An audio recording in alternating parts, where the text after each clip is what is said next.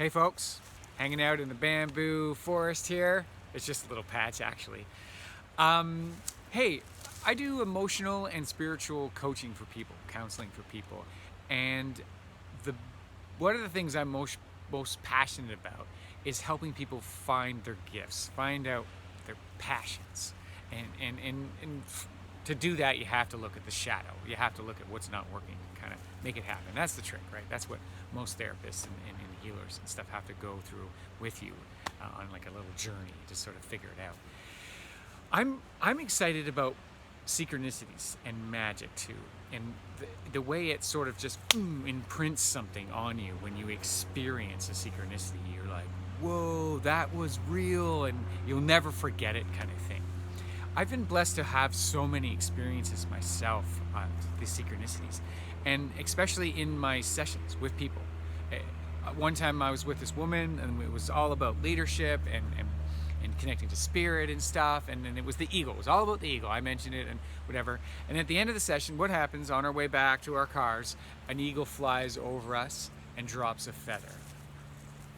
Whoa, what's going on there, you know? And so the idea of how I've been trained is to not get too caught up in it, to not be looking for magic and to be, obsessed with it, but see that as a sign.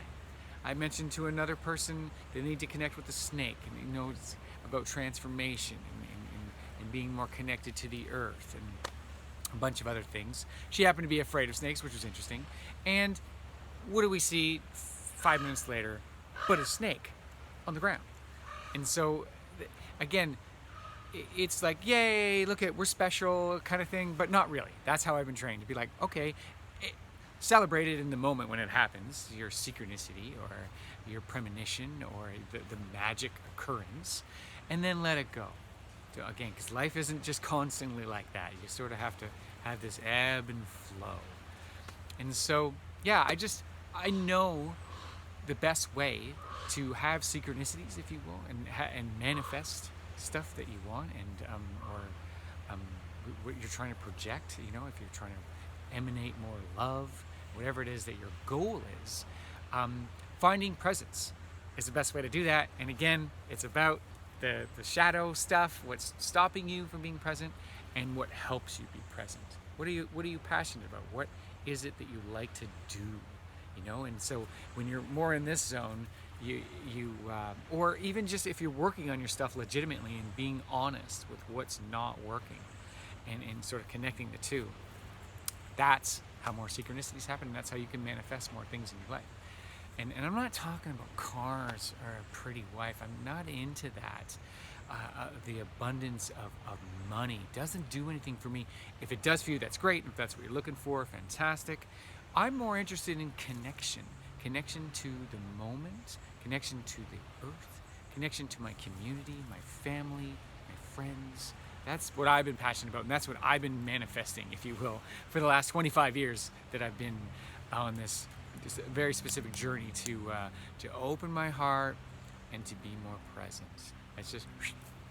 That's my plan, And again, the synchronicities, when they happen, it shows me that I'm kind of on the right path. The first, I had so many growing up. We all have had so many, but one that sticks. There's quite a few that stick out in my mind, but one that's coming up right now is I'm on my way to what was it, the Yukon at the time with my partner. This is about 25 years ago, and I was connecting with the red-tailed hawk. It was all about the hawk. It was my Earth astrology sign. It's the Aries sign. So it's like, okay, we get some crystals, and we see our journey ahead of us, and all of this. So we do that. We get in the car. We start to take off. What happens? Red-tailed hawk is flying around in front of us. It's like, whoa, what is that? Like, woo, mwah, thank you. That's connection for me to nature and to life and to the moment. And yeah, I've had hundreds of those kinds of experiences. And again, I don't want you to think that I think I'm special. I do, and I struggle with that, so I try not to emanate that. It's a thing.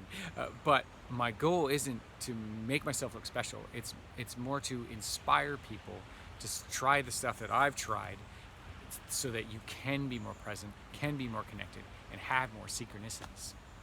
One time I'm sitting, I do these vision quests. The last 20 years, just over or so, every year I go in the mountains for anywhere from 3 days to like 9.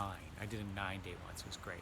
This was a 3-dayer. It was at the end, and I'm praying. You know, usually near the end, I have the vision quest is where you're looking for clarity about something. Okay, and so I look for a sign from nature telling me, yes, that's the way to go, whatever it is. So I'm thinking about something, you know, I'm asking, you know, is this it? Is that it? You know, what's going on? And I'm like, oh, I get this very clear. I actually, it was more like this. I was kind of like afraid of something. I was going to join this group of people to build like a little eco-village thing. And what is it I'm supposed to do with my vocation? And I was thinking about these people, and there was so much going on with them. There was just so much turmoil. I was like, oh God, I don't even want to think about it. You know, it's just like, oh, really? Do I have to join them? I don't want to.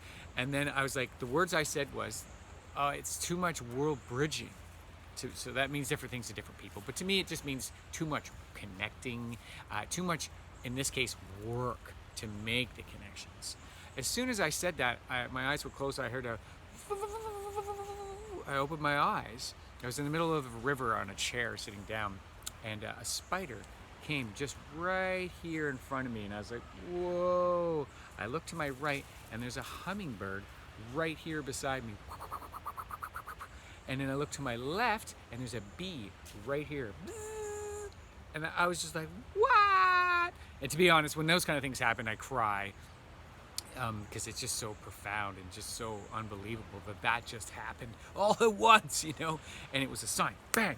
You've got to join those people to learn about connection is what it ended up being. And like, it was training to be, I don't know, a community member. And again, opening heart and being present. This is going to help you. And world bridger. That's what I was supposed to do for people, is to help them to bridge between separation and connection and themselves and spirit. And themselves in the moment, and really it's just the oneness and, you know, the bridging. And so that's like, woo, that's a sign, that's what I'm going to do. And so I joined that group, and it was amazing. It didn't work out, but it was still amazing. And then since then I've been on this mission of helping people with determination. I've always been doing it, but helping people sort of again bridge their problems with their gifts and their inadequacies and their goals, you know, and themselves with a higher purpose. And whatever that may be. Some people believe in God, you know, some people are more connected to nature, and whatever it is for you, I listen to your story and then just help you sort of make that connection. So yeah, that's like Jedi training is how I see it. It's what it is, you know. The more the work you do, the more rewards that you get, kind of thing. Not that you're supposed to be attached to what's happening. You have to sort of let go, have an idea of where you want to go, and then really focus on it, and then let it go. That's the trick, right? Anyway, that was kind of a long one. Thanks so much for listening. So my point is, try your best to do stuff that works for you. If it's like for me, again, it's meditation and it's yoga. And it's a whole bunch of other stuff too. There's Qigong in there, and there's all this physio stuff I do. But I have a really strong practice. That keeps me present. So just please, in this time of so much division and suffering, chaos and unknown, it's now more than ever that we gotta figure our stuff out, our own stuff. It's so easy to project onto the right, the left, the racist, you know, the crazy lefty, you know. It's pretty intense times, and so now more than ever we really need to figure out where the imbalance is in us, and just let the world go. If you need to go to protest, if you need to write letters, if you need to confront people when they're crossing lines, please do it. I'm not suggesting that we just sit on a corner and meditate, but you need to do your own work. Where is the chaos? Where is the anger? Where is the dysfunction in yourself and your friends and your family and your community that you have direct relationship to? Heal that. Get help to heal that. That's what's going to change the world. The government is not going to change the world. Forget about the government. The system's collapsing. We need each other. Think within 50 kilometers of your home. what's happening there, heal that up. And again, zone 0, your heart. Find out how to heal it and do the work. Okay, thanks so much. Hope you're all doing well. Peace be with you.